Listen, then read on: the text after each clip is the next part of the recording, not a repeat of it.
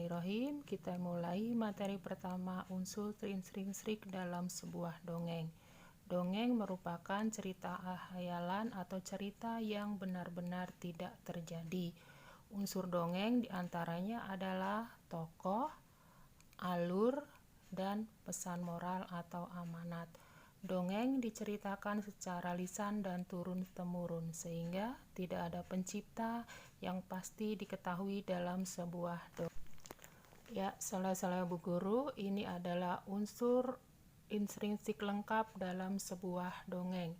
Ada judul, tokoh, sifat tokoh, latar atau tempat, awal cerita, akhir cerita, dan pesan moral. Baik, untuk lebih jelasnya berikut Bu Guru berikan cerita dongeng.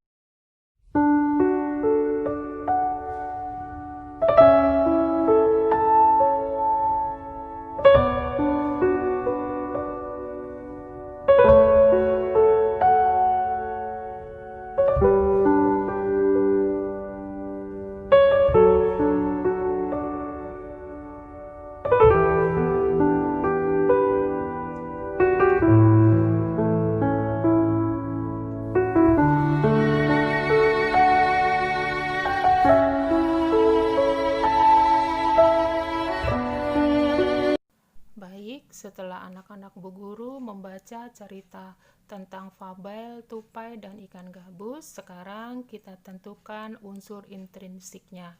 Kita mulai dari judulnya adalah tupai dan ikan gabus, tokohnya tupai, ikan gabus, dan ikan hiu. Sifat tokoh, tupai suka menolong dan ikan gabus sabar.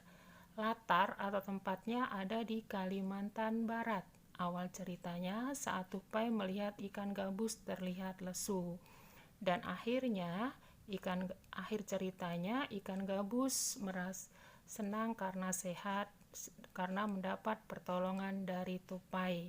Nah, pesan moral dari dongeng ini adalah kita harus saling tolong menolong dimanapun kita berada antar sesama manusia yang ada di sekitar.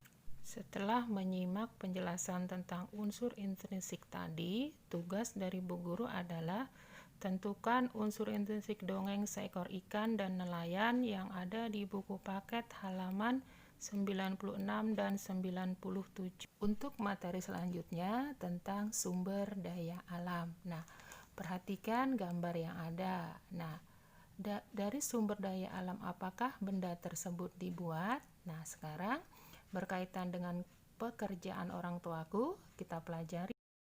Berkaitan dengan sumber daya alam kayu, berikut adalah pekerjaan ayahku yang berkaitan dengan sumber daya alam tersebut.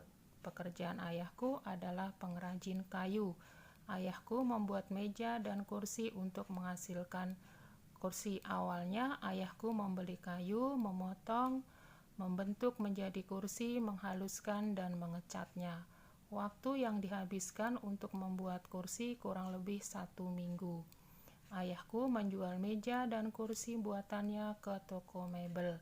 Di toko mebel itulah orang-orang bisa membeli meja dan kursi buatan ayahku. Ayahku mendapatkan kayu untuk bahan baku mebel dari hutan. Salah satu hutan di Indonesia yang sering diambil pohonnya adalah hutan di Kalimantan. Dahulu, hutan Kalimantan sangat lebat dan merupakan paru-paru dunia atau sebagai penghasil oksigen.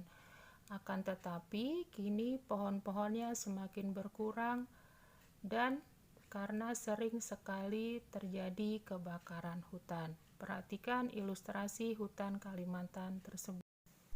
Coba amati gambar luas hutan Kalimantan dari tahun ke tahun yang ada di gambar tersebut. Untuk tugas materi yang kedua, silakan kerjakan halaman 99 buku paket. Selamat mengerjakan.